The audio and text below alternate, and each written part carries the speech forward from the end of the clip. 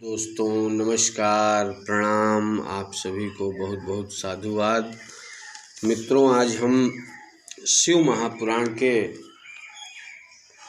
13वें अध्याय विद्येश्वर संहिता पर विचार विमर्श करेंगे। 13वें अध्याय में मनुष्य को किस प्रकार से अपने कर्म करने चाहिए, सदाचार पर गहन चिंतन करेंगे। धर्म क्या है, अधर्म क्या है, इन सब चीज़ों पर हम आज 13वें अध्याय में विचार करेंगे। मित्रों, 13वें अध्याय में ब्राह्मण, क्षत्रिय, वैश्य और शूद्र चारों वर्णों के मनुष्यों को सुबह ब्रह्म मुहूर्त में सोकर जगना अनिवार्य बताया गया है। प्रातः काल की बेला में ही स्नान आदि नित्य क्रियाओं से निवृत्त हो सूर्य नमस्कार करना चाहिए। अपने जीविकोपार्जन हेतु कार्यों के बारे में विचार कर अपने पुरुषार्थ को गति देना श्रेष्ठकर माना गया है। मित्रों, भगवान शंकर के बहुत ही शक्तिशाली मंत्र है सोहम। सोहम विधि से जप करके जीव को अपने मन मस्तिष्क को पर ब्रह्म से निरंतर जोड़ने का अभ्यास करना चाहिए। इसको 13वें अध्याय में बहुत ही उत्तम माना गया है। मित्रों, धर्म के रास्ते से ही अर्थोपार्जन करना और अधर्म के मार्ग का परित्याग ही श्रेष्ठ होता है, ऐसा वर्णन 13वें अध्याय में आता है। धर्म से अर्जित धन तथा तप से दिव्य रूप की प्राप्ति होती है। मित्रों, सतयुग में ध्यान करने से ज्ञान की प्राप्ति होती थी।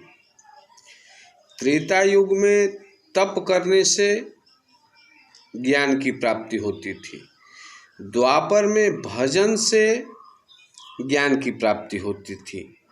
किंतु मित्रों, कलयुग में प्रतिमा पूजन ही श्रेष्ठकर माना गया है और प्रतिमा पूजन से ही ज्ञान की प्राप्ति संभव है, ऐसा वर्णन 13वें अध्याय में मिलता है।